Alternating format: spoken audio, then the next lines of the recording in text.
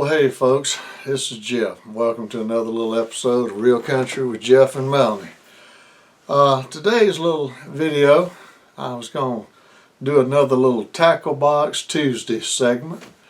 This one I like to call Hidden Treasures. A few years back, my dad passed away, and he was a big fisherman. He was rare breed. He was not only real good, but he was real lucky. And he knew what he was doing. Days we'd go fishing, me, him, with other people. Sometimes the entire other family would take two boats and we'd tie up to a bridge and try to crappie fish. 5, 6 people, nobody catching fish. Dad would catch fish. If everybody was catching fish, he was catching bigger fish. We could all be fishing exactly the same spot, same bait, same distance from the bottom. It don't matter. He always outfished everybody. My dad, when he brim fished, he could fill up a cooler with a fly rod, and I'm talking nice, big as your hand size fish. Crappie, the big old slabs, big trophy bass big enough to put on your wall. He fished twice a week year round until his later years when his health knocked him out of it. I took him when he wasn't able to go by himself, just like he took me when I was little and I wasn't able to go by myself. But the last few years his health got where we just really couldn't go. But Dad was good at everything he did, had the patience of Job. This man believed we were supposed to be on the water by first light, if not sooner, and we fished to what we called dark 30. I mean, we fished to dark, then we fished some more, then we tried some more, and then we finally gave it up, started doing our equipment up, and it was nothing in the summertime. We wouldn't even make it home from the lake till 10:30, and that's coming straight from the water, straight home.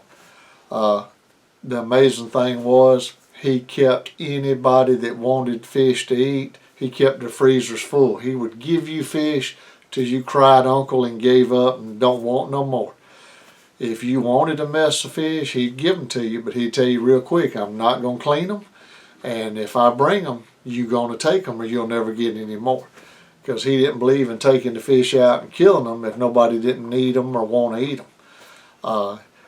He only brought fish home for us to eat once or twice a year, and he was really looking for a show enough trophy fish. And once he had that big trophy and put it on the wall, he didn't want to put another one up till it was bigger than that. He had the patience. I've seen the man fish in 100-degree weather all day long and never get a bite. And he was fine with that. He loved it that good. I didn't have that kind of patience. I fished with him up until I got teenager, and then I just got tired of being on the lake in that kind of heat. If we were catching fish, it was fine, but you don't catch fish all day long, every day. And like I said, we were down there twice a week, every week, all summer long. I would take a break and go hunting when hunting season come in, but Dad actually had to quit hunting years ago because of an injury. But he fished on days it'd be so cold that I wouldn't even want to go get in a deer stand. He was good at it and loved every minute of it. But I was the only child, and when my dad passed away, sometime later, Mom cleaning up some of the stuff and told me to take some of his tackle home. I didn't realize how much tackle my dad had accumulated in his life. I remember every year on his birthday, I'd give him fishing tackle, or me and Mom would go in together and one of us buy a rod and one of us buy a reel. He had a favorite colored plastic worm, a certain style. They come in 20 packs at the store, so every occasion, birthday, Father's Day, Christmas, I'd go buy him 100 of that style color worm. Right now I have a Rubbermaid box about 1.5 foot, 2 foot long, 1.5 foot deep, and 1 foot wide, just as full as you can put it, of those 20 packs of that color worm. As long as they don't dry rot, I'll never run out in my lifetime. But the little hidden treasure I was going to tell you about with the tackle box. Today I was looking for something to do the segment on. I had done said that on Tuesdays I was going to try to put out a little video, Tackle Box Tuesday. It could pertain to old lures, new lures, rods, reels, line, how to set up a specific tackle box for a specific species of fish. So I was out there looking, and I just had it in my mind I was going to try to find an old lure I had. And kind of got tickled. I found a basket with some of my dad's stuff in there, and they were just Walmart type bags, you know, plastic bags full of old pieces of plastic worms. Dad would go buy one color and he'd try it this week, and if he caught fish, he'd fish with it. If it wasn't that real good, he'd put it like in a Ziploc sandwich bag, seal it up, and set it aside. He didn't throw them away. Later on down the road, when the fish wouldn't bite nothing else, he'd give them another try. So there's this big old Walmart bag sitting in a basket in my utility room, and I just thought, hey, it's some of Daddy's plastic worms, and I shoved my hand in there. Whoa! Didn't take long to realize somewhere in the mix, my dad, my mom, me, probably me or Dad, when we were gathering up his stuff, we put some old crankbaits in there. And there's a bunch of treble hooks, and I found one. It felt real good in my finger. Nothing bad, but it got your attention. Didn't go in real bad, just enough to like hitting a briar and rose bush. But what I found in there was some of the old kind of plugs that I really love. And I was just going to share a few of them with you. Don't know if any of these things are any high dollar value. I really doubt it, because these were not collector's items to begin with. They're old. We fished them. Now, because of what they are, I probably will never fish with them again, just because they were my dad's, and I'd hate to lose them, but also they are getting old. And I was just going to share a little bit with you. I looked up some of the information. I knew some of it, but you never know all the details. But there was an old lure that everybody had when we first started bass fishing. It had been around before we ever started bass fishing. Called a Hellbender. The Hellbender came in all shapes, all sizes. They were, you know, about 3.5 inches. Some of them up 5, 6 or bigger. They had what they called a Magnum Hellbender, and I've seen them, oh goodness, probably 6 inches long. These things, plastic body, metal lip. And when you cranked them down, they ate their way to bottom, and it felt just like that on your rod as you're reeling it. So a fish really had to hammer it for you to know he was on there. And I guess that's why they gave them that name, the Hellbender, because the old saying was it was going so deep, that's where it was headed. Now, if I ain't mistaken, where did I put my little notes? I was looking at the wrong thing. Head & Company made the Hellbenders, and these things have, I believe, were introduced somewhere in the late 1950s. And like I said, every crazy color from a metallic chrome to just a plain Jane solid white paint job and everything in between. I've seen them blue, black, red, orange, yellow, chrome, green and white, silver, chrome, black and blue, fire truck red, crawfish colors, oranges and yellows and browns. But just about everybody I knew back in my childhood that bass fish had at least one of them in their tackle box. And I was just going to show you, this is one of them right here. A deep, looks like a double heart bill. And like I said, that's metal. The body's plastic, but that's metal. And it had a metal catch in there. And when you throwed it, it was set just like that in the water. And then as you started to crank it, it had a vicious wobble. And it would eat down to bottom. The Hellbenders, like I said, they said they have held numerous state and world records caught on these lures.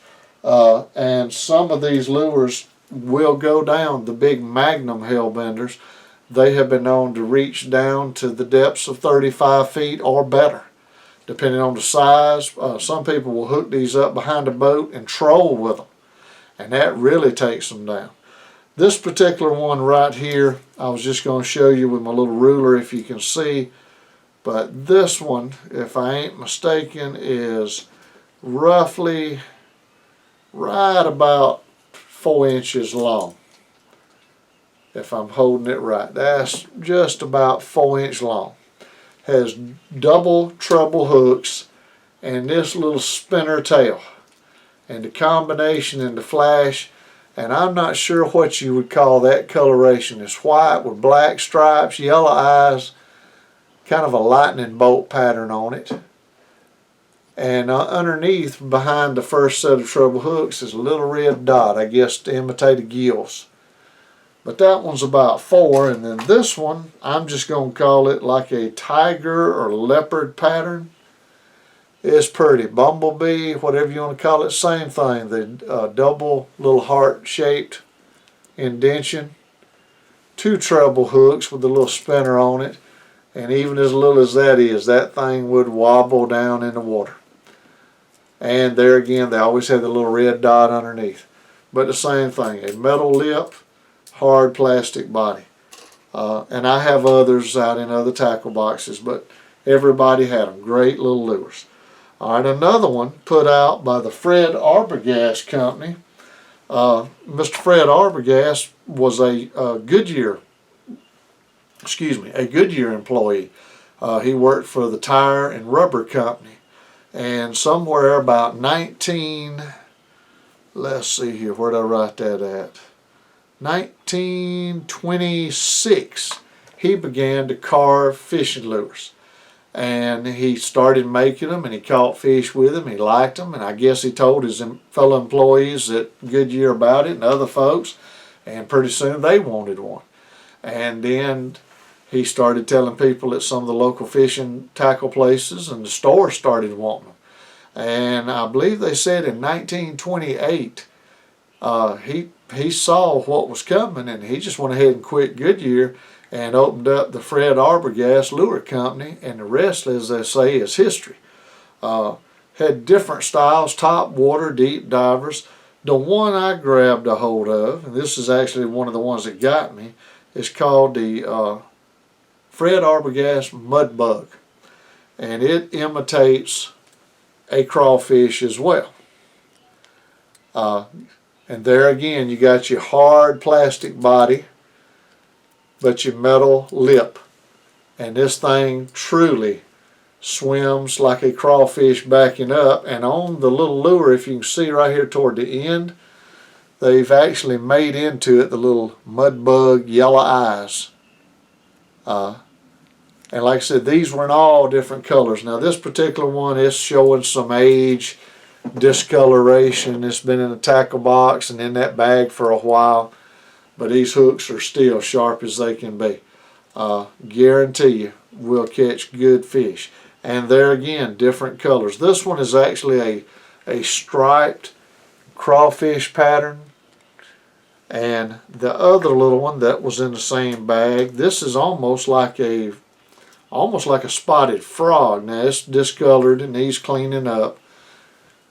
But it's got the little spots like a little green tree frog, but still has the mud bug eyes. And like I said, the plastic body, the metal lip, and you throw it and it comes backwards looking as like a crawfish would. And there again, 2 different sizes, big ones, little ones, and they make them bigger and smaller. These were real popular back in the day. I know back in the 70s when I was a young kid, another lure that was in everybody's tackle box. Very popular, and I was reading online a little while ago, they're actually beginning to have a comeback. New fishermen are finding these in old tackle box and trying them and realizing, hey, these things catch fish. So, you know, they're getting more popular again. Like they're saying, everything old is new again, and there's nothing new under the sun. We just keep reinventing the wheel. But what I love about them is old and metal. Any part of them that's metal, I love that. Besides the hooks, you know, that's automatic. This one right here, I'm not sure if this is actually what I'm going to tell you it is. I couldn't really find what I was looking for, but I'm going to tell you as close as I can tell, because I've seen similar lures, bigger ones, littler, by various names, many companies. And this little lure, I didn't find a name on it, so I don't want to lie to you. So don't believe me. If I'm wrong, I may be wrong. But the closest thing I could find, this is called a type of spin cripple lure. Hard body, very hard body. 2 metal propellers, one at the top next to where you tie your line on, one at the back next to the treble hooks. 2 sets of treble hooks. Very old paint job. This, you know, modern lures, I've seen stuff kind of like tiny torpedoes. I've seen a skinnier, like what they used to call a devil horse with the double propellers, and one of my favorites from when I was a kid was a Nippodide. It was a cigar-shaped lure. They came in all colors. They were bigger than this, probably at least twice this size, but instead of treble hooks, they had double hooks. It was like you just cut off one of the trebles, and the hooks pointed backwards, so when the fish came up and bit it, it got him. But it was bigger than this. But this is, like I said, it's like a black stripe on the top. Now this one has a little dirt on the top right here. I got to clean off where a looks like the skirt of a spinnerbait melted on it. I got to scrape it off. But a red bottom, black body with gold spots on it, and a gold head with eyes. And I guarantee you, on top, if you twitch that and then brought it chugging through, a big old bass couldn't stand it if you brought it by a lot. But like I said, my favorite is they just don't make stuff like this no more. Not out of this good of material. This lure right here has probably been around, I'd say at least the 50s, maybe older. Some of these go back to the 20s and the 30s, this style. And like I said, anytime I can find one of these when we go out to a yard sale or antique store, flea market, you know, as long as they're not asking crazy money, if I can get it for $1 or $2, I may never fish with it just because it's old. One day I want to set up a show area. I've got a couple fish mounted, mine are nothing big. But my dad has 10 bass on his wall. They were like his Super Bowl rings, his World Championship rings. The man lived to fish. He wanted to catch a world record, but we just were never around one as far as we knew.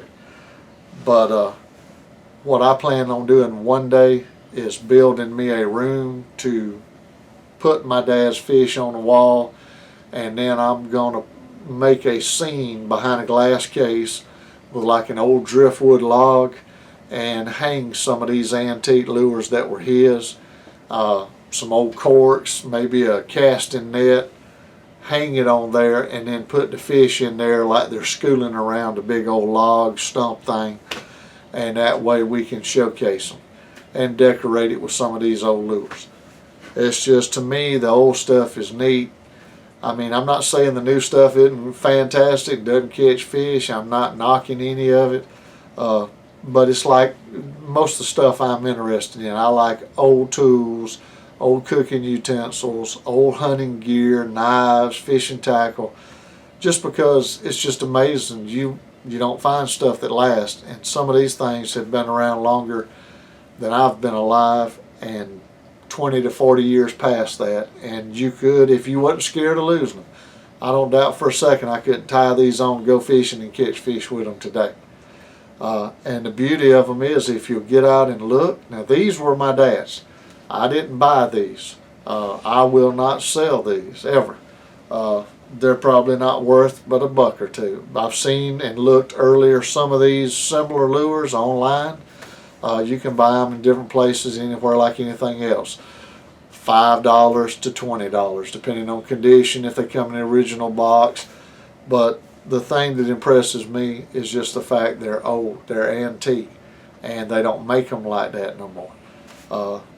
But yet I guarantee you, if I ever just wanted to, I could go catch a mess of fish with this. If the fish are biting and you put that out there, you could have a ball. But that's all I wanted to say today, just my little Tackle Box Tuesday. Show a few of these good old lures with the good old metal parts. They don't make stuff like that no more. I just think it's cool, and I guarantee you they'll catch fish just as good today as they would almost 100 years ago when some of these were made. But you never know what you're going to find. Even though you think you know everything your mom or dad had, you'll still find some stuff that'll surprise you.